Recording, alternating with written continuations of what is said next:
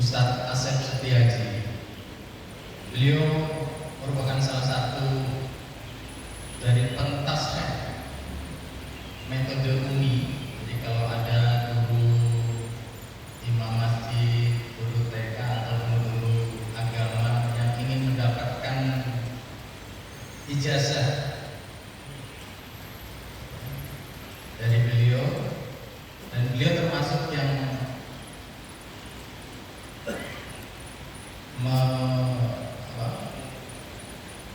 mengijazahkan untuk beberapa daerah di Bogor, Sukabumi, dan Cianjur. Alhamdulillah pagi ini berkesempatan untuk hadir di tempat ini, akan membawakan satu tema hidup mulia bersama Al-Quran. Tentunya tidak panjang kalam dari kami kepada Ustadz Asep Setiaji. Waktu dan tempat sebelumnya kami persilakan.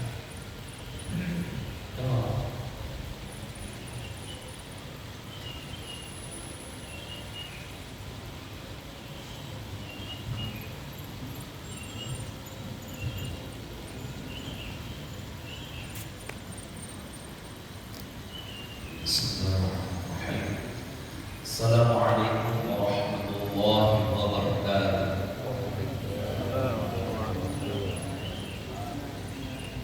Innal hamdalillah nahmaduhu wa nasta'inuhu wa nastaghfiruh wa na'udzu billahi min shururi anfusina wa min sayyiati a'malina. Man yahdihillahu fala mudilla lahu wa man yudlil fala hadiya lahu. Asyhadu an la ilaha illallah wahdahu la syarika lahu وأشهد أن محمدا عبده ورسوله لا نبي ولا رسول بعده. فقال الله تعالى في كتابه الكريم وهو أصدق القائلين: أعوذ بالله من الشيطان الرجيم ولقد يسرنا القرآن للذكر فهل من مدكر. وقال رسول الله صلى الله عليه وسلم: اقرأوا القرآن فإنه يأتي يوم القيامة شفيعا لأصحابه. صدق الله العظيم وصدق رسول الكريم ونحن على ذلك من الشاهدين والشاهدين والحمد لله رب العالمين. اللهم ارحمنا بالقرآن، اللهم اجعلنا وأولادنا وأزواجنا وتلاميذنا وتلاميذتنا من أهل الخير وأهل العلم وأهل القرآن وأهل الجنة، ولا تجعلنا وإياهم من أهل الشر وأهل الظلم وأهل الظلم برحمتك يا أرحم الراحمين والحمد لله رب العالمين. Yang kami hormati para asatidz, para ustadzah, mudah-mudahan senantiasa Allah muliakan para hujjaj, para habaib, para tokoh masyarakat, wabil khusus Ketua DKM Masjid As-Salam beserta seluruh jajaran pengurusnya, dan kepada para jamaah hadirin jamaah salat subuh yang mudah-mudahan senantiasa Allah muliakan karena memuliakan masjid ini. Alhamdulillah, dengan izin Allah Subhanahu wa taala, Allah Subhanahu wa taala masih memberikan dua nikmat pada kita sekalian di pagi hari yang cerah ini. Dua nikmat yang kata Rasulullah seringkali dilalaikan oleh sebagian besar manusia. Ni'matan yakun fiha katsir minan nas as-sihah wal faragh. Dua nikmat yang seringkali banyak dilalaikan oleh sebagian besar manusia, yaitu yang pertama nikmat sehat, yang kedua nikmat waktu luang. Kita belum bisa merasakan betapa berharganya sehat ketika kita sedang sakit. Betapa banyak saudara kita, tetangga kita, rekan andai kawan kita tidak bisa hadir di masjid ini untuk melaksanakan salat subuh berjamaah. Salah satunya adalah karena faktor kesehatan. Dan alhamdulillah kita juga bisa memanfaatkan waktu luang kita pada kesempatan hari ini untuk semakin taat kepada Allah Subhanahu wa taala. Hadirin yang dimuliakan Allah Subhanahu wa taala, kami dari Badan Wakaf Al-Quran alhamdulillah bisa hadir di tengah-tengah para jamaah sekalian untuk melaksanakan salah satu kegiatan kami yang disambut dakwah yang biasanya tidak jarang kami lakukan ke pendalaman Pak. Ya makanya sesuai dengan nama saya ya, karena saya bukan orang terkenal,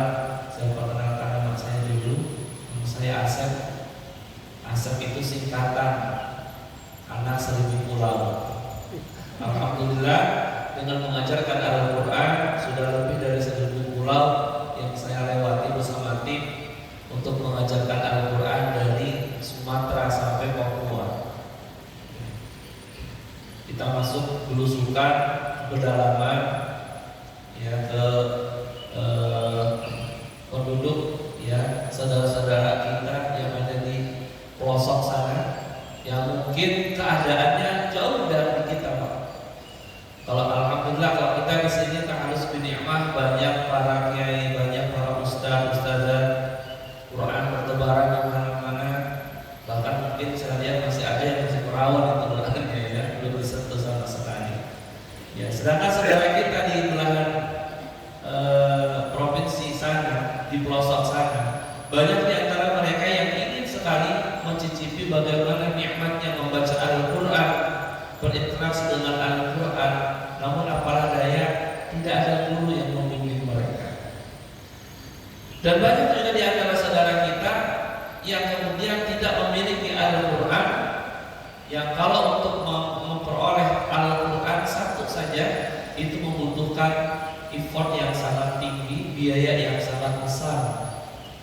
Ya, untuk satu Al-Quran ada satu daerah yang harus mengeluarkan 1 juta hanya untuk satu Al-Quran. Kenapa? Karena medannya yang sangat terjal, yang jauh dari mana-mana, dan ketersediaan Al-Quran juga terbatas. Maka alhamdulillah kita di sini di Cibinong ini, di Bogor, Jakarta ini termasuk yang banyak sumber daya alamnya, sumber daya manusianya, banyak asatidnya. Ya, berkebalikan dengan daerah yang asatidnya banyak, ustadznya banyak, tapi yang ngajinya sedikit.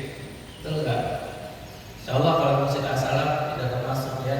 Insya Allah kalau di sini termasuk yang banyak ya. Ya, jadi subuhannya lumayan ya, hampir setengahnya. Di beberapa komplek, termasuk di komplek saya itu, kalau subuh itu paling cuman 1 baris itu udah maksimal. Kadang yang ambil saya, yang komat saya, yang jadi imam saya, jadi makmum juga saya gitu. Ya alhamdulillah ini masih banyak yang memakmurkan masjid ini. Mudah-mudahan banyak makin makmur masjid ini insyaallah ya. Hadiah dimuliakan Allah Subhanahu wa taala, Badan Wakaf Al-Qur'an bergerak di dalam pemberdayaan Al-Qur'an, dalam pengajaran Al-Qur'an dan diskusi Al-Qur'an. Kenapa kita kemudian concern terhadap Al-Qur'an? Karena kami yakin bahwa siapapun yang dekat dengan Al-Qur'an, insya Allah akan menjadi sesuatu yang dimuliakan oleh Allah Subhanahu wa taala. Sepakat Pak ya? Kota Makkah dan Madinah dulu tidak terkenal, termasuk kota yang tidak diperhitungkan. Akan tetapi sekarang menjadi tujuan destinasi terbesar seluruh muslim di Indonesia, di dunia. Ya. Kenapa? Karena kedua kota ini menjadi 2 kota yang dimuliakan oleh Allah. Kenapa dimuliakan oleh Allah? Karena di kedua kota ini diturunkan Al-Quran. Rasulullah Muhammad Sallallahu Alaihi Wasallam menjadi Rasul yang paling mulia, pemimpinnya para nabi dan Rasul, karena kepada beliau diturunkan Al-Quran. Bahkan penyampai wahyu dari Allah kepada Rasulullah Muhammad Sallallahu Alaihi Wasallam, yakni malaikat Jibril Alaihi Salam, menjadi pemimpin para malaikat, menjadi malaikat yang paling mulia di sisi Allah, karena beliaulah yang menurunkan, yang menyampaikan Al-Quran dari Allah kepada Rasulullah SAW. Jadi segala sesuatu yang dekat dengan Al-Quran, insya Allah akan menjadi sesuatu yang dimuliakan oleh Allah Subhanahu Wa Taala. Bahkan mungkin benda yang menurut kita sepele, benda yang menurut kita remeh-temeh, ketika bersanding dengan Al-Quran menjadi benda yang dimuliakan oleh Allah Subhanahu Wa Taala. Contoh apa? Kemarin kita baru melaksanakan Idul Kurban. Banyak kulit sapi, banyak kulit domba ya. Di As-Salam ada berapa hewan kurbannya Pak? Banyak ya yang jelas ya. Insyaallah. Nah, kulit sapi atau kulit domba, ketika kulit itu bersentuhan, bergaulnya, dekatnya dengan kayu, jadi apa Pak Bu? Jadi beduk, jadi gendang ya. Bagaimana nasibnya beduk? Bagaimana nasibnya gendang? Dipukulin setiap waktu. Iya. Masuk waktu sholat beduk dipukul. Ya, gendang ya dipukul, rebana dipukul. Kulit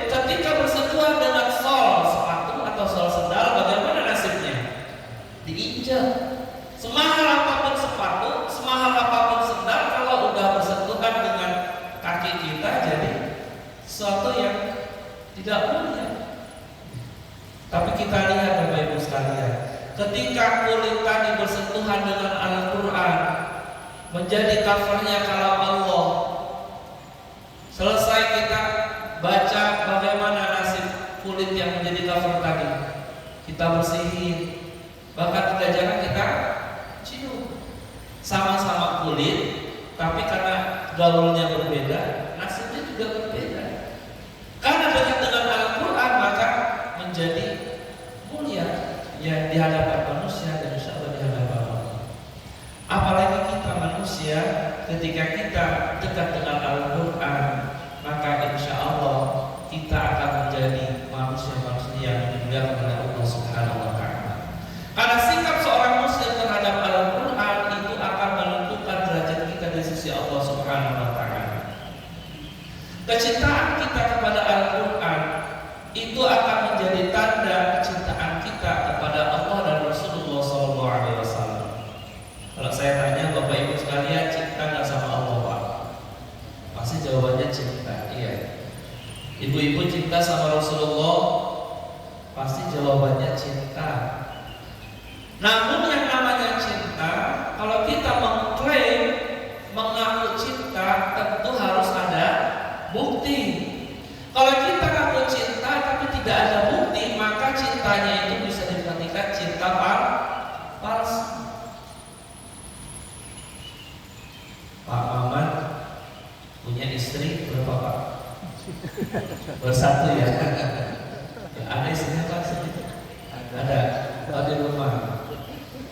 Pak Ustadz Maman saya tanya, Pak Ustadz cinta nggak sama istrinya Pak? Cinta. Buktinya apa Pak?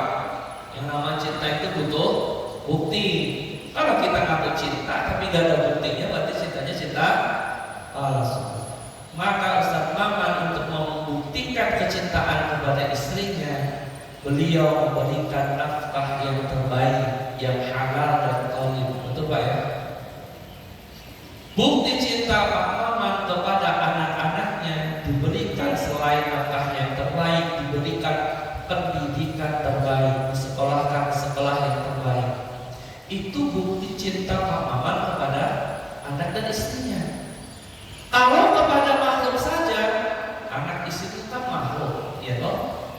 Kalau kepada makhluk saja kita harus membuktikan kecintaan kita, apalagi kalau kita ngaku cinta kepada Allah, kita ngaku cinta kepada Rasulullah SAW. Maka salah seorang sahabat Nabi yang bernama Abdullah bin Mas'ud radhiyallahu anhu pernah ditanya juga, bagaimana sih caranya kita tahu seseorang itu cinta kepada Allah dan Rasulullah SAW? Maka dalam hadis riwayat Baihaqi disebutkan, man ahabba ayya'lama annahu yuhibbullah wa rasulahu falyanzur fa in kana yuhibbul Qur'an fa innahu yuhibbullah wa rasulahu. Kata Abdullah bin Mas'ud radhiyallahu anhu, barang siapa yang ingin tahu seseorang itu mencintai Allah dan Rasulullah atau tidak, falyanzur, maka perhatikan saja. Fa in kana yuhibbul Qur'an, kalau dia cinta kepada Al-Qur'an, itu membuktikan kecintaan dia kepada Allah dan Rasulullah sallallahu alaihi wasallam. Jadi salah satu parameter, salah satu ciri indikasi kita itu cinta kepada Allah dan Rasulullah adalah kita cinta kepada Al-Qur'an. Pertanyaannya, kita cinta nggak sama Al-Qur'an? Bu, cinta nggak sama Al-Quran Bu? Pelan banget nih, belum sarapan ya Pak, cinta sama Al-Quran? Ya, cinta insya Allah. Lagi-lagi kalau kita ngaku cinta kepada Al-Quran, apa bukti cinta kita kepada Al-Quran? Harus ada bukti. Ngaku cinta sama Al-Quran tapi nggak ada buktinya, ya jangan cintanya cinta palsu. Maka kalau kita ingin membuktikan kecintaan kita kepada Al-Quran, kita harus siap menunaikan hak-hak Al-Quran. Apa saja hak-hak Al-Quran yang harus kita tunaikan supaya kita menjadi orang-orang yang cinta kepada Al-Quran sekaligus menjadi indikasi kita cinta kepada Allah dan Rasulullah SAW. Yang pertama tentunya harus mau mengimani seluruh ayat yang ada di dalam Al-Quran tanpa ada keraguan sedikit pun. Dalam surah Al-Baqarah Allah Subhanahu wa taala berfirman, "A'udzu billahi minasy syaithanir rajim. Wa in kuntum fi raibin mimma nazzalna 'ala 'abdina fa'tu bi suratin min mithlihi wad'u syuhada'akum min dunillahi in kuntum shadiqin." Kata Allah, dan apabila kalian ragu terhadap apa yang kami turunkan kepada hamba kami Muhammad berupa Al-Quran, fa'tu bi suratin min mithlih. Coba bikin satu saja surat yang semisal dengan Al-Quran. Wad'u syuhada'akum min dunillah, dan ajarlah penolong kalian di dunia ini dari selain Allah, in kuntum shadiqin, kalau kalian benar Al-Quran itu bukan kalamullah. Jadi kalau ada yang meragukan Al-Quran itu bukan kalamullah, gampang cara ngebuktiinnya. Bikin satu saja surat yang semisal dengan Al-Quran. Allah tidak butuh banyak untuk membuktikan. Kata Allah cukup satu saja, bikin satu surat yang semisal dengan Al-Quran. Kira-kira mungkin gak? Ada makhluk Allah baik dari kalangan manusia, jin, setan, genderuwo, bedulit, kuntilanak, mungkin kalau ada ya. Mungkin tidak ada makhluk Allah yang mampu membuat satu saja surat yang semisal dengan Al-Quran. Mungkin tidak. Gak mungkin, kata siapa? Gak mungkin. Kata Allah sendiri. Dilanjutkan di ayat berikutnya. Fa illam taf'alu wa lan taf'alu fattaqun nar allati waquduha an-nas wal hijarah u'iddat lil kafirin. Ini penegasan dari Allah. Fa illam taf'alu, maka apabila kalian tidak mampu, wa lan taf'alu, di situ ada huruf lam bermakna dita'abid. Fungsinya huruf lam itu untuk mengabadikan bahwa tidak mungkin ada yang mampu membuat satu surat pun yang semisal dengan Al-Quran. Ini penegasan dari Allah. Gak mungkin ada makhluk Allah yang bisa membuat satu pun surat yang semisal dengan Al-Quran.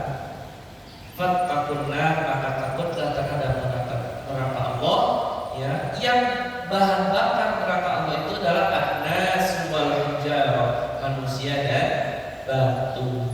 U'iddat lil kafirin, yang disediakan bagi orang-orang yang ingkar kepada Allah Subhanahu wa taala. Ini yang pertama, harus mau mengimani seluruh ayat dalam Al-Quran tanpa ada keraguan sedikit.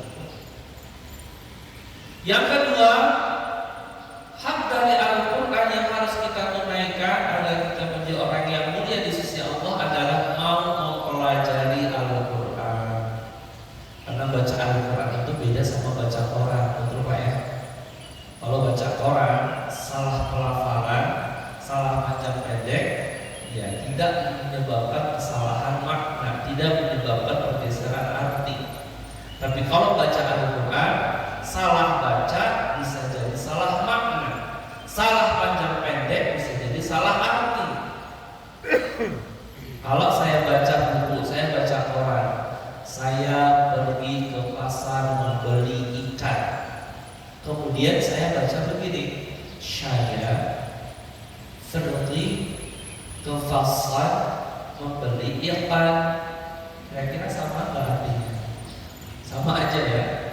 Atau saya panjangin, bacanya dipanjang-panjangin, saya pergi ke pasar membeli ikan. Sama nggak artinya? Sama aja. Kita lihat kalau kita baca Al-Quran, contoh kita baca surah Al-Fatihah, Karena Al-Fatihah ini termasuk surat yang paling banyak dibaca, paling sering dibaca, bahkan termasuk rukun sholat. Surah Al-Fatihah. Ayat yang kedua, Alhamdulillahi Rabbil Alamin. Alhamdu menggunakan hak yang tipis, hak yang ringan, maknanya adalah segala pujian. Alhamdulillah, segala pujian hanya bagi Allah. Kita baca haknya yang tipis tadi pakai hak yang tebal. Alhamdu, cuma beda tipis dan tebal saja. Kalau alhamdu segala pujian, kalau alhamdu artinya adalah segala kebinasaan, segala kehancuran. Hafal nggak ya? Padahal cuma beda tipis sama tebal saja. Alhamdulillah, segala kehancuran, segala kebinasaan bagi Allah Subhanahu. Hafal ya? Cuma beda tipis sama tebal saja. Rabbil Alamin, Rabb Tuhan yang mengatur seluruh alam semesta. Al-alam menggunakan huruf ain. Nah kita baca ainnya pakai hamzah. Ya, alam jadi alam. Kalau al-alamin artinya seluruh alam semesta, tapi kalau pakai hamzah alamun, alamin, alamun artinya adalah penyakit. Jadi kalau kita baca Rabbil Alamin pakai hamzah artinya Tuhan atau rajanya segala penyakit. Jadi kalau kita baca Alhamdulillahi Rabbil Alamin, segala kehancuran bagi Allah rajanya segala penyakit. Subhanallah. Apa ya? Padahal cuma beda ditekan dengan tidak ditekan. Ya, tipis dengan tebal, tapi menyebabkan perbedaan arti yang sangat jauh. Itu baru dari sisi pelafalan, Pak. Belum dari sisi tanda baca yang lain. Misalkan di dalam masih dalam surah Al-Fatihah ayat yang kelima. Gimana bunyinya ayat kelima? Ini dulu. Iyyaka na'budu wa iyyaka nasta'in. Artinya hanya kepadamu ya Allah kami menyembah, dan hanya kepadamu ya Allah kami memohon pertolongan. Di huruf ya-nya ada tanda syiddah atau tasydid. Artinya apa? Kalau ada tanda tasydid, ada tanda syiddah, cara bacanya itu harus ditekan. Iyyaka na'budu wa iyyaka nasta'in. Kalau tidak ditekan huruf ya-nya, iyyaka na'budu wa iyyaka nasta'in, artinya adalah hanya kepada cahaya mataharimu kami menyembah, dan hanya kepada cahaya mataharimu kami memohon pertolongan.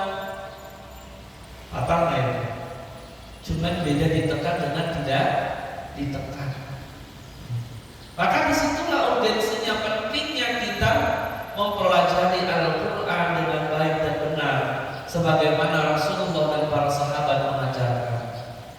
Maka pantas Rasulullah pernah bersabda, khairukum man ta'allama al-Qur'ana wa 'allama. Sebaik-baik kalian itu adalah orang yang mau mempelajari Al-Quran dan mengajarkannya kembali. Alhamdulillah kalau ibu-ibu banyak kelompok-kelompok kasih Quran. Betul, saya di Bogor ya, tadi disebutkan sebagai salah satu tim bertashih. Jadi kalau ada imam masjid, para guru Quran, para santri, para kiai ya yang mendapatkan syahadat, ijazah ya, bacaan imam hafiz, itu biasanya ada tes dulu Pak, yang disebut dengan tashih ya. Jadi ujian bacaan. Kalau misalkan lulus, berarti nanti bacaannya standar. Kalau tidak lulus, berarti nanti harus ada pembinaan. Nah, saya alhamdulillah sampai hari ini dipercaya sebagai salah satu tim pentashih.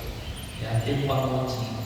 Jadi kalau misalnya bapak-bapak yang mau ikut ya atau mendapatkan syahadah, boleh nanti ikut ujian di Bogor berarti ya. Kalau di sini mau ngadain boleh, ya ngadain sendiri boleh, nanti didatangkan tim berklasnya dari Bogor.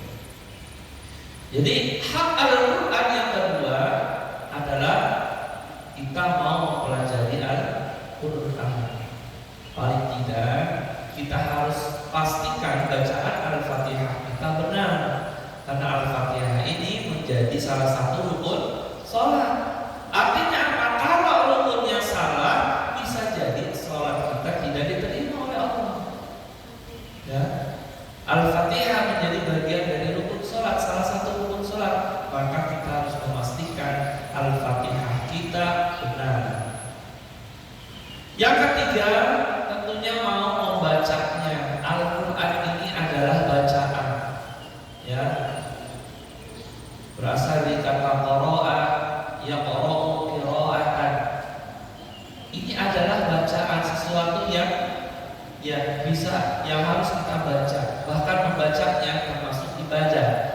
Kata Rasulullah, man qara'a harfan min kitabillah falahul hasanah wal hasanatu bi'ashri amsalihha. Barang siapa yang membaca satu huruf dari kitab Allah yaitu Al-Quran, maka Allah menyediakan satu kebaikan untuknya, dan dari satu kebaikan itu Allah lipat gandakan menjadi 10 kebaikan. Jadi kalau kita baca Bismillahirrahmanirrahim, sudah 190 kebaikan yang Allah sediakan untuk kita, Masya Allah.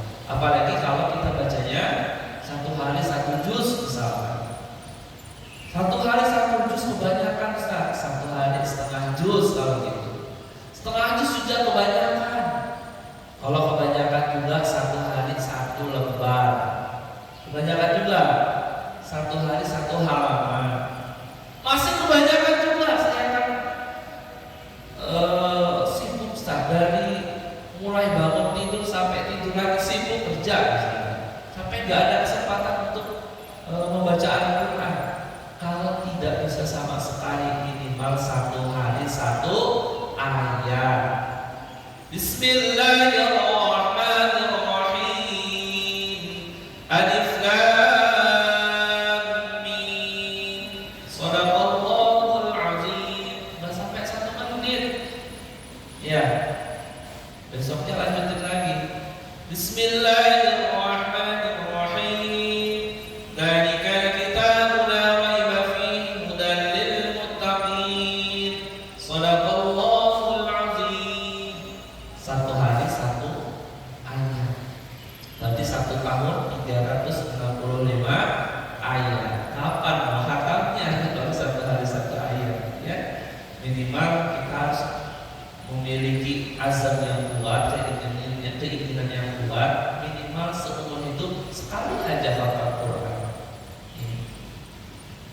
Maka menurut saya, berbahagialah orang yang setiap hari senantiasa menyempatkan diri membaca Al-Quran. Kenapa?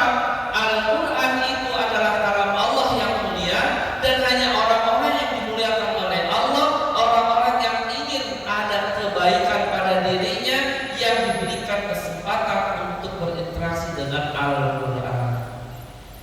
Jadi jangan kegeeran Bapak Ibu sekalian. Kalau ada 1 hari kita melewatkan tanpa membaca Al-Quran, bisa jadi bukan kitanya yang sibuk, tapi bisa jadi Al-Qurannya yang tidak ingin disentuh sama kita. Bisa jadi Al-Quran tidak ingin didekati sama kita karena banyaknya dosa kita. Maka berbahagia kalau Bapak Ibu sekalian setiap harinya masih menyempatkan diri membaca Al-Quran, berarti Allah masih ingin ada kebaikan pada diri kita. Insya Allah mudah-mudahan kita dan seluruh keluarga kita Allah jadikan sebagai ahli Al-Quran. Amin ya rabbal alamin. Yang keempat, syukur-syukur mau menghafal Al-Quran. Ya, insya Allah kalau saya muka-mukanya muka-muka hafal Quran semua ya. Udah hafal Quran tuh? Belum? Serius? Kalau udah hafal Quran? Al-Fatihah sudah hafal belum? Udah. Itu Al-Quran bukan bagian dari Al-Quran. Sudah hafal surah An-Nas? Alhamdulillah. Minimal Bapak Ibu sekalian sudah punya modal kepala sama lutut ya. Nah, tinggal melengkapi Pak. Kira-kira mau nggak hafalin Quran? Pertanyaannya, mungkin nggak kita menghafal Al-Quran dengan usia yang seperti sekarang? Ya, mungkin sudah tidak muda lagi. Walaupun saya lihat muka-mukanya insya Allah kalau muka usia 17 tahun semuanya, semuanya insya Allah ya. Mungkin nggak dengan usia yang sekarang yang sudah tidak muda lagi kita menghafalkan satu Al-Quran, satu mushaf ini mungkin nggak kita hafalin? Sangat mungkin, betul. Bukan kata saya, kata Allah sendiri di dalam surah Al-Qamar. Allah Subhanahu wa taala menegaskan, A'udzu billahi minasyaitonir rajim, wa laqad yassarnal Qur'ana lidzikri fahal min muddakir. Ini adalah penegasan dari Allah, janji dari Allah. Dan sungguh-sungguh kami telah mudahkan Al-Quran sebagai pelajaran. Ini janji dari Allah, Al-Quran itu mudah untuk dipelajari. Pertanyaan dari Allah cukup sederhana. Fahal min muddakir, ada nggak orang yang mau mengambil pelajaran? Cuman syaratnya itu mau atau tidak. Dan kalau Allah sudah berjanji, Allah tidak mungkin ingkar kepada hambanya. Innallaha la yukhliful mi'ad. Sesungguhnya Allah tidak mungkin mengingkari janjinya. Jadi siapapun orangnya, mau laki-laki, mau perempuan, mau usia muda, mau sudah tua, mau kakek-kakek, mau nenek-nenek, mau anak-anak, Allah memudahkan bagi siapa saja yang mau. Ya. Padahal kalau kita hafal Quran, ya, ada satu hadis yang menyatakan bahwa Allah itu memiliki keluarga dari kalangan manusia di dunia ini. Maka para sahabat bertanya, "Apa ya Rasulullah?" Kemudian Rasulullah menjawab, "Hum ahlul Quran, ahlullah wa khassatuh." Yang disebut keluarganya Allah di dunia ini dari kalangan manusia itu adalah hum ahlul Quran. Mereka itu adalah ahlul Quran. Orang yang senantiasa mau mengimani Al-Quran tanpa ada keraguan sedikit pun, yang mau mempelajarinya, mau membacanya, mau menghafalnya, mau memahaminya, mau mengamalkannya, wa amila bima fihi, dan mau beramal dengan apa yang ada di dalam Al-Quran, itulah yang disebut ahlul Quran. Hum ahlullah, mereka itulah keluarga Allah, wa khassatuh, dan mereka memiliki hak-hak, ya, keistimewaan yang tidak dimiliki kecuali oleh para ahlul Quran. Mudah-mudahan kepada Allah, mudah-mudahan kita dan keluarga kita Allah jadikan sebagai ahlul Quran. Amin ya rabbal alamin. Selanjutnya, setelah mau menghafal, tentunya mau memahaminya dan mau mengamalkan. Anggap Al-Quran ini adalah cara Allah berkomunikasi dengan kita. Anggap Al-Quran ini adalah surat cintanya Allah untuk kita. Bapak-bapak, ibu-ibu pernah dapat surat cinta kan? Pernah. Dulu waktu masih muda, waktu belum ada HP ya. Nah, dulu cara komunikasinya itu kan lewat surat, ya. Biasanya kalau dapat surat cinta itu amplopnya aja udah warna-warni, kalau dicuci wangi banget, ya. Terus dalamnya juga kertas seperti itu sama warna-warni, wangi, ya. Dan biasanya orang yang dapat surat cinta itu gak cukup sekali Pak bacanya. Mau tidur dia ciumin dulu wangi gitu kan, terus dikeluarin kertasnya. Nah, saya bisa bercerita karena ada teman saya, satu kobong, satu pesantren, satu kamar, itu yang kerjaannya pacaran. Pesantren seperti itu, tapi kerjaannya pacaran. Dia kalau ada surat cinta gitu. Sebelum tidur dia celupin, terus dia baca, dia buka kertas. Yang masih saya ingat beberapa kalimatnya adalah teruntuk kakanda tercinta di penjara suci. Terus bawahnya itu paling kiri bawah atau paling kanan bawah selalu ada pantun. 4 kali 4 sama dengan 16. Sempat tidak sempat wajib dibalas. Yang ketawa-ketawa orang pernah mengalami gitu ya. Setelah dibaca dia tutup lagi, taruh di bawah bantal. 5 menit kemudian dia ambil lagi, diciumin lagi, dibuka lagi, dibaca lagi. Terus begitu, tidak pernah ada rasa bosan. Bayangkan kalau kita menganggap Al-Quran sebagaimana halnya surat cinta dari Allah, maka kita tidak akan pernah merasa bosan untuk membaca Al-Quran. Bahkan kalau kemana-mana tidak bawa Al-Quran, serasa seolah ada yang hilang dari dalam diri kita. Kalau sekarang beda Pak ya. Kalau nggak bawa HP, kayaknya ada sesuatu yang hilang.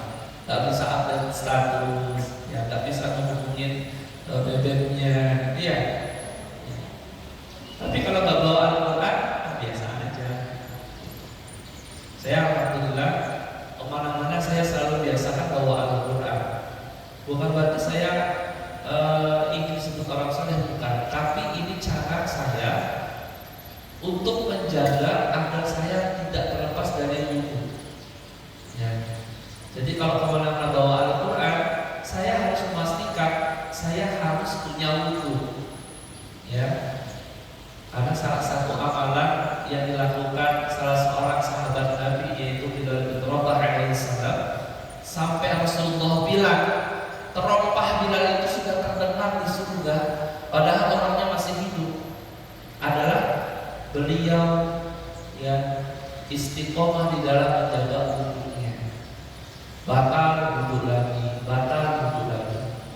Nah, cara saya menjaga buku adalah saya kemana-mana selalu bawa mushaf, membawa Al-Quran, ya, supaya terjaga terus. Nah, hak yang keenam dari Al-Quran adalah mau mengamalkan isi dari Al-Quran. Yang selanjutnya adalah mau mengajarkannya. Saya kasih bocoran dulu Pak. Kalau mau ngajarin Al-Quran, sedangkan ilmu kita terbatas, minimal kita ngajarin Al-Fatihah kepada anak kita. Kita ajarin Al-Fatihah kepada cucu kita. Kenapa? Al-Fatihah ini bagian dari rukun sholat, pasti akan selalu dibaca setiap waktu sholat, betul nggak? Sehari semalam minimal anak kita, cucu kita itu baca 17 kali. Dari 17 kali itu, maka bacaannya, amalannya, pahalanya salah satunya diperuntukkan bagi yang mengajarkan. Jadi sangat merugi kalau anak kita, cucu kita bisa baca Al-Fatihah, yang ngajarin bukan kita, orang lain. Maka pahalanya salah satunya akan diberikan kepada orang yang mengajarkan. Maka di awal tadi saya mengutip ya hadis Rasulullah, hadis riwayat Imam Bukhari, ya khairukum man ta'allama al-Qur'an wa 'allama. Sebaik-baik kalian adalah orang yang mau mempelajari Al-Quran dan mengajarkannya kembali. Jadi ada dua kewajiban kita Bapak Ibu sekalian. Satu, belajar. Yang kedua, mau mengajarkan. Ya, sehingga kita layak mendapatkan ya sebagai sebaik-baik orang. Dan yang terakhir, hak dari Al-Quran yang harus kita tunaikan adalah mau mendakwahkannya atau mau mensyiarkan Al-Quran. Bukan hanya untuk diri kita, bukan hanya untuk anak cucu kita, saudara kita, tapi umumnya untuk seluruh kaum muslimin yang ada di Indonesia ini khususnya dan di dunia ini secara umum. Jangan sampai kemudian kita termasuk orang-orang yang pernah dikeluh kesahkan oleh Rasulullah. Rasulullah pernah curhat pada Allah terkait dengan Al-Quran ini. Dalam surah Al-Furqan, ya ayat 30 Allah Subhanahu wa taala berfirman, "A'udzu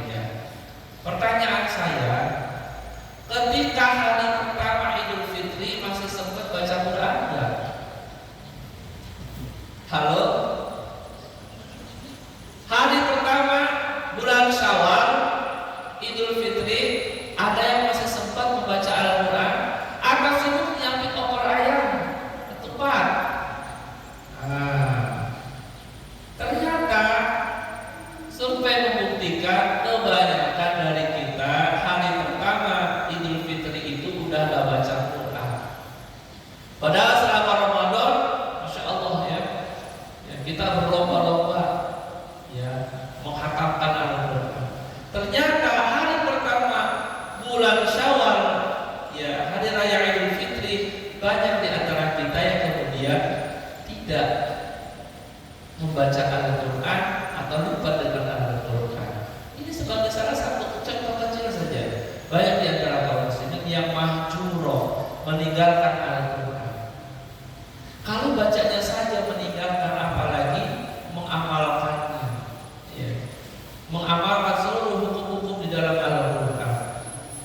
Maka pantaslah curhatan Rasulullah ini. Rasulullah pernah curhat sama Allah, karena ternyata di Indonesia sendiri, ini berdasarkan data dari Menteri Agama, ada 72,25% umat Islam Indonesia masih buta aksara Quran. Bayangin Pak, lebih dari setengahnya Muslim Indonesia masih buta aksara Quran. Bukan hanya tidak bisa membaca Al-Quran, kenal huruf pun tidak. Ini tahun 2024, 2026 belum dapat data yang terbaru. Apakah naik persentasinya ataukah turun? Nah, belum ada ya data ini. Jadi kalau ada sekitar 200 juta jiwa Muslim Indonesia, lebih dari 100 juta Muslim Indonesia belum kenal huruf hijaiyah.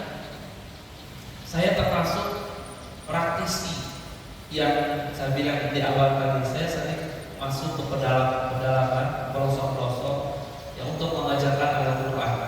Terakhir saya dan tim dikirim ke Papua, ke Merauke. 65% Muslim Merauke, itu hanya 5% saja, tidak lebih dari 5% yang bisa baca Quran. Dan kebutuhan terhadap Al-Quran menurut Wamenar, ya ini tahun 2023 ya, setiap tahun Indonesia butuh 6 juta Al-Quran setiap tahunnya. Badan Wakaf Al-Quran hingga hari ini selama 20 tahun ya baru bisa mendistribusikan 3 juta eksemplar Al-Quran. Padahal kebutuhan setiap tahunnya 6 juta, masih jauh dari kebutuhan seharusnya. Ya. Dan yang paling miris lagi, yang paling menyedihkan adalah lebih dari setengah guru agama di Indonesia belum fasih, belum lancar baca Quran. Sekitar 58,26% guru agama belum bisa, belum fasih membaca Al-Quran. Kalau guru agamanya saja belum fasih, belum lancar, bagaimana muridnya?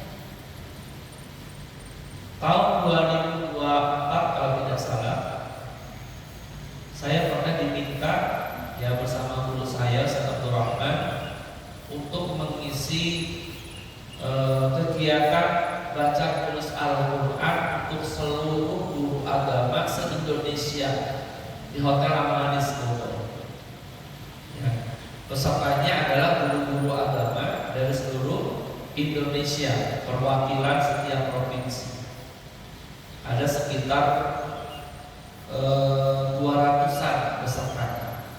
Dari 200 peserta itu, Bapak Ibu sekalian, ternyata hanya 14% yang bisa lancar membaca Al-Quran. Itu guru agama. Maka kita bisa membayangkan bagaimana kondisi umat ini kalau ternyata guru agamanya saja ya tidak lancar membaca Al-Quran atau belum fasih membaca Al-Quran. Oleh karena itu kami dari Badan Wakaf Al-Quran ya bersama umat ya kita bersama-sama menggarapulasi untuk membantu saudara-saudara kita yang ingin belajar Al-Quran tetapi memiliki keterbatasan dana ataupun lokasi yang terisolir ya untuk mendistribusikan wakaf Al-Quran dan ya mencetak para dai-dai, para pengajar-pengajar Al-Quran ke pelosok-pelosok yang ada di Indonesia. Berikut kami akan sedikit tayangkan ya video distribusi Al-Quran ke seluruh penjuru Indonesia.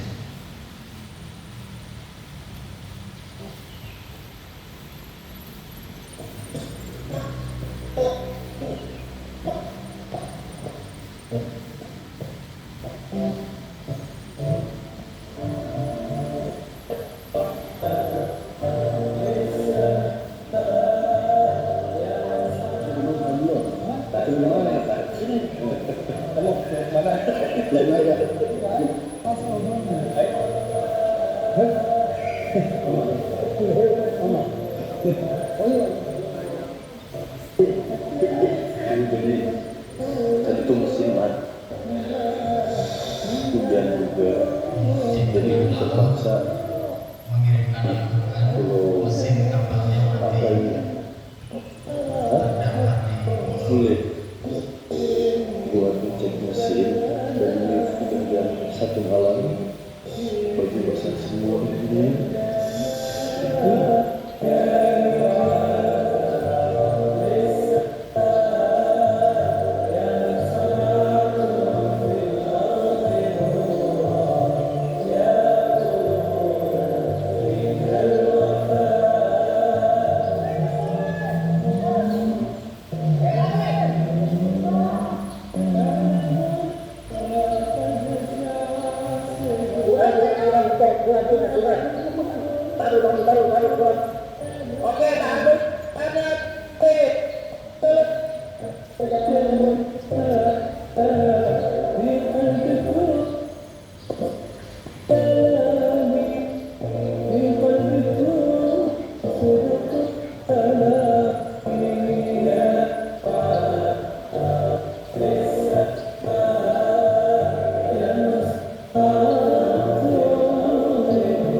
Inilah jalur yang harus dilalui bahkan lubuk untuk sampai ke desa mereka.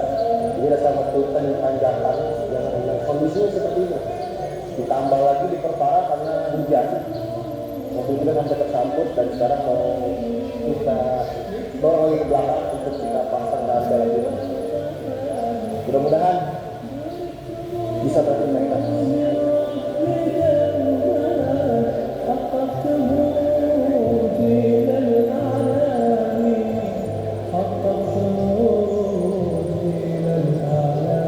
Seperti inilah akses jalan yang harus dilalui untuk sampai ke Sungai Lisai. Perjalanan yang sangat memacu adrenalin. Mudah-mudahan dengan perjalanan yang sangat sulit ini dengan menurut dengan pahala yang akan didapatkan dan juga tentu saja kepada para wakil mudah-mudahan kita selamat sampai ke Sungai Lisai. Bisa dilihat inilah kondisi jalan yang dilewati untuk menuju ke Kecamatan Pinobu yang memberikan 240 Al-Quran untuk masyarakat muslim yang ada di sana.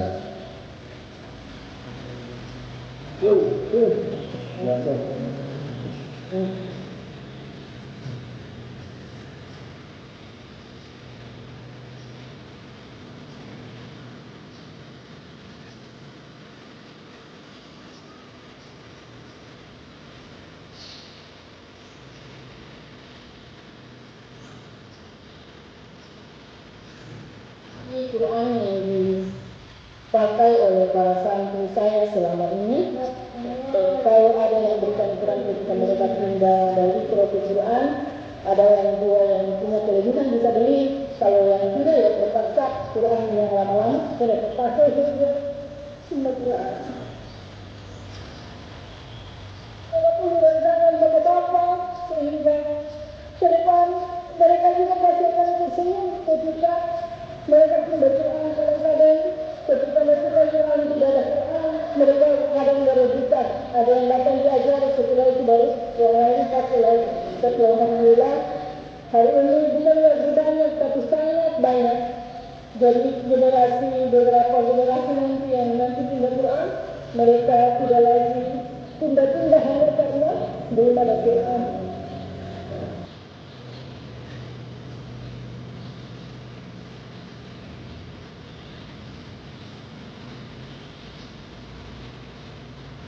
santai, haru, semangat Pak. Jadi itu saya Pak, terus terang ini kalau saya masih di dunia Pak, sudah saya nikmati.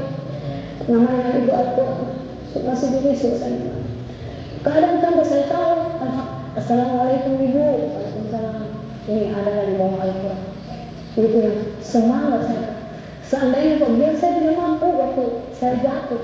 Jadi hiburanku. Karena kalau tidak, namanya sakit itu banyak pikiran. Jadi saya tidak tetap ada. Ini kesakitan. Bapak-bapak, tadi kedatangan kami di tempat ada air yang luar biasa. Kuyuk semua ini, cuma karena bisa penonton Al-Quran dari teman-teman semua, insya Allah kami akan terus lanjut. Kurang lebih silakan nanti 2 jam aja. 9 menit.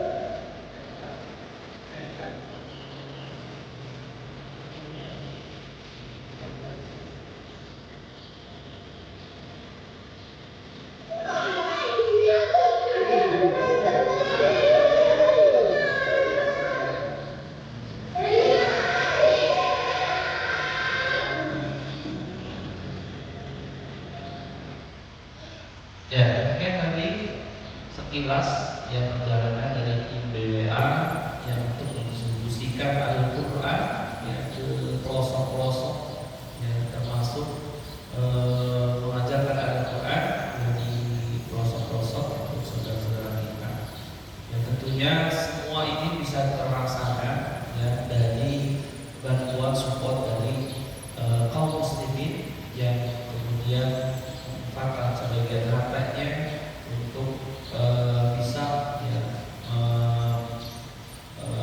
distribusikan ya, Al-Quran atau pelosok-pelosok. Nah, di kesempatan yang baik ini kami dari Badan Wakaf Al-Quran juga ingin mengajak ya, hadirin sekalian, yuk kita sama-sama support dukung kegiatan ini ya, membebaskan buta asal Al-Quran di seluruh penjuru Indonesia dengan cara berwakaf melalui Badan Wakaf Al-Quran.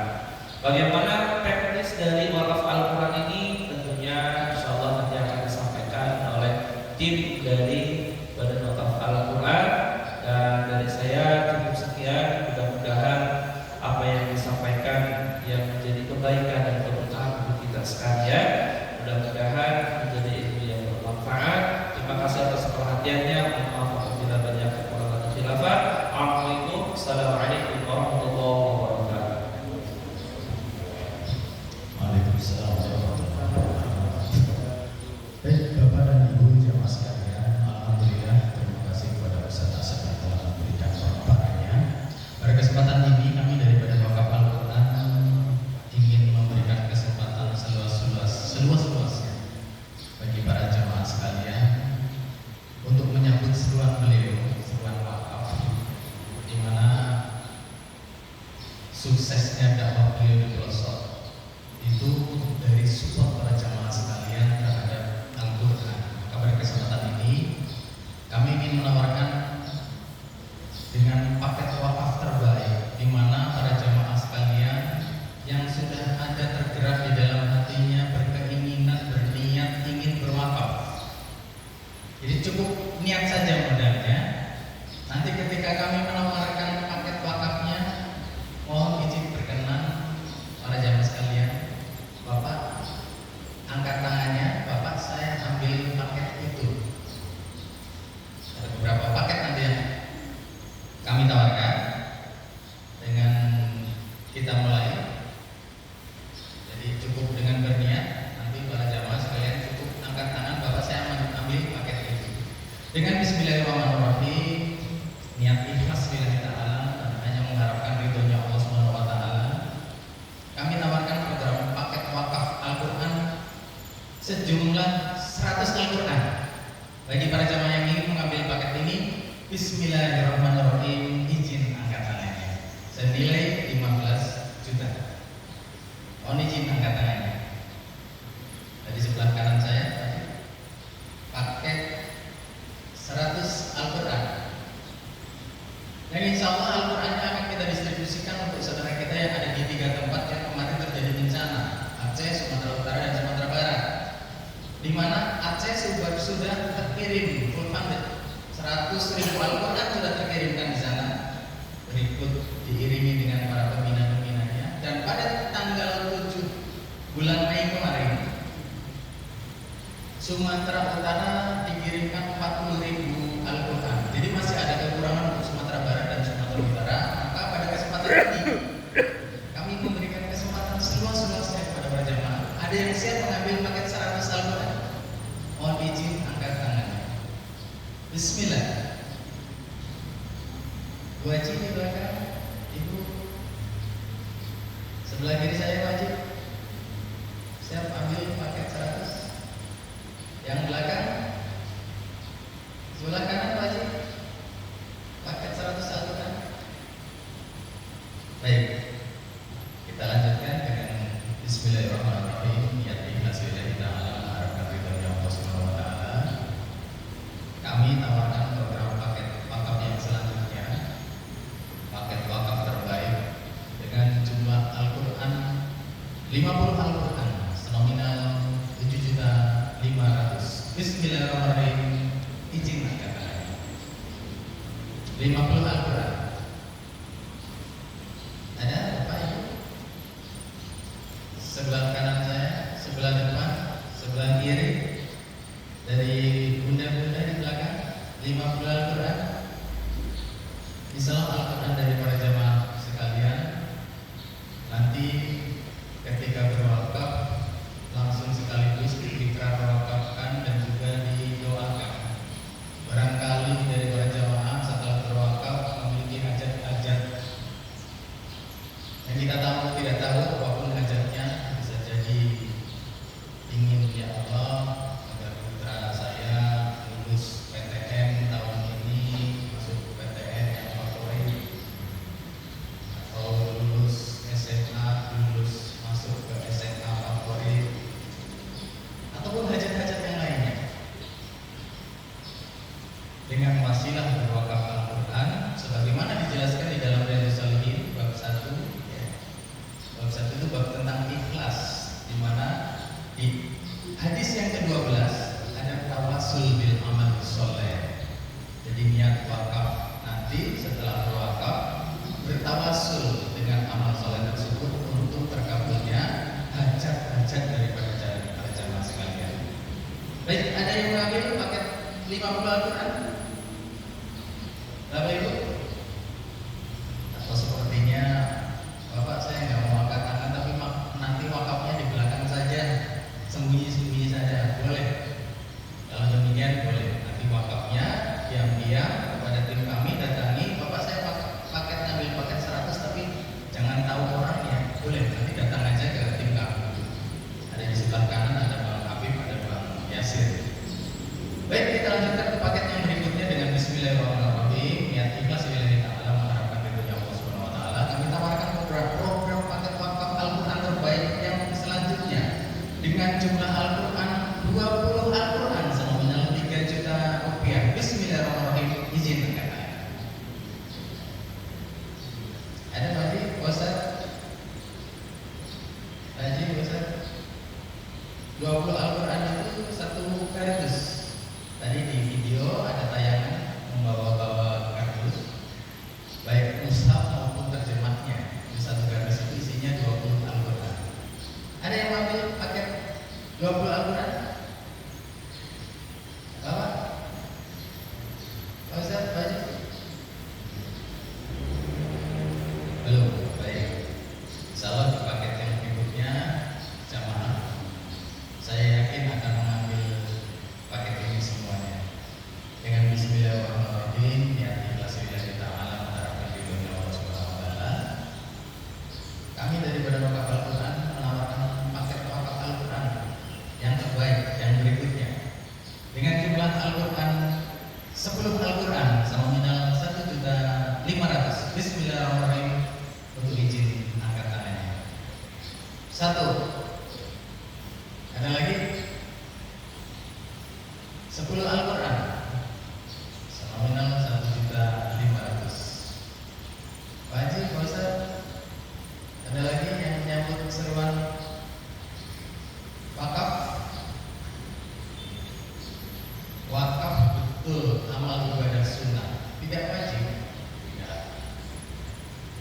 dia merupakan amal ibadah yang digemari oleh para sahabat Nabi. Mana contohnya? Ada ketika Madinah, ketika itu di zaman Kanjeng Nabi Muhammad SAW dalam kondisi kekeringan, tidak ada sumber air pun di Madinah itu kecuali satu, sebuah sumur milik seorang Yahudi. Kanjeng Nabi menyerukan, karena orang masyarakat Muslim ketika itu membeli air tiap hari bolak-balik ke sumur milik Yahudi tersebut. Kanjeng Nabi menyerukan, siapa saja yang bisa membeli atau membebaskan sumur tersebut, jangan dijamin surganya. Para sahabat berbondong-bondong ingin membeli itu, tapi harganya dilipat gandakan oleh seorang Yahudi tersebut, sehingga bahkan sampai dilipatkan sampai 1000 kali lipat. Sahabat tidak ada yang bisa beli kecuali ketika itu Sayyidina Utsman bin Affan dengan bernegosiasi hanya mengambil separuhnya, hanya diberikan separuh hari untuk kaum muslimin, separuh hari untuk Yahudi, dengan harapan Yahudi bisa menjual kembali di hari di mana kaum muslimin tidak bisa mengambil air di sana. Jadi kaum muslimin berbondong-bondong ketika ingin ada seruan maaf, tapi kondisi ketika itu hanya bisa Sayyidina Utsman yang membeli sumur tersebut. Ada Bapak sekalian, Bapak sekalian, mengambil paket 10 Al-Quran. Ya, sepertinya malu-malu, jadi nanti saja di belakang barangkali ya, secara sembunyi-sembunyi boleh, nggak apa-apa. Kita tawarkan paket-paket wakaf yang berikutnya dengan Bismillahirrahmanirrahim yang ikhlas lillahi ta'ala mengharapkan ridhonya Allah Subhanahu wa taala. Kami tawarkan paket wakaf sejumlah 5 Al-Quran. 5 saja Al-Quran. Senominal 750.000. Bismillahirrahmanirrahim, mohon izin dikatakan. 5 Al-Quran. Ada? Dari ibu barangkali Bunda? 5 Al-Quran. Ini yang dijelaskan di dalam sebuah hadis kita mata Ibnu Adam bin Qata amalu ila min salasin. Yang pertama itu sedekah jariyah. Sedekah jariyah adalah ini benda sebagaimana karpet ini diwakafkan, mungkin yang berwakaf sudah tidak ada, tapi pahalanya mengalir terus-menerus karena sedekah jariyah sampai hari kiamat pahalanya mengalirnya. Begitu juga Al-Quran, apalagi Al-Quran tadi pemanfaatannya ada 8 daripada pemanfaatan hak-hak Al-Quran yang ketika dipenuhi oleh Al-Quran ini, ketika berikan kepada para penerima wakafnya dan dibaca, dihafalkan, didapatkan, dipelajarinya, pahala mengalir sepenuhnya kepada yang berwakaf. Ada yang mengambil 5 Al-Quran. Sebelah kiri Pak Haji barangkali mengambil 5 Al-Quran saja. Sebelah depan, sebelah kanan saya Pak Haji 5 Al-Quran. Baik, saya tawarkan paket wakaf yang terakhir setelah ini di luar paket, atau mungkin barangkali mengambil paket tapi nanti secara sembunyi bisa di belakang dengan Bismillahirrahmanirrahim. Niat ikhlas lillahi ta'ala mengharapkan ridhonya Allah Subhanahu wa taala. Kami tawarkan program paket wakaf Al-Quran terakhir dengan jumlah Al-Quran 3 Al-Quran senominal 500.000 rupiah. Bismillahirrahmanirrahim. Izin angkat tangannya. 3 Al-Quran 500.000. Dari belakang Bunda sekalian sepertinya bisik-bisik mau ambil, monggo silakan. Depan saya apa Bapak? Sebelah kanan 3 Al-Quran. Sebelah kiri Pak Haji, Pak Ustaz. Baik, para jemaah sekalian, Bapak dan Ibu yang dirahmati Allah, tim kami membagikan brosur di mana di dalam brosur tersebut nanti ketika Bapak dan Ibu ingin berwakaf Al-Quran melalui WA, bisa mengisi kolom yang ada di dalam amplop. Di mana kolom yang pertama itu nanti kolom diisi kolom nama wakifnya, dan nama wakif nanti akan tercantum namanya di dalam Al-Qurannya. Jadi nama wakif dituliskan di kolom yang pertama, nama yang akan tertuliskan di dalam Al-Qurannya berikut dari masjid mana dan akan didistribusikan kemana. Ada tulisan di dalam Al-Qurannya. Setelah mengisi kolom yang pertama, kolom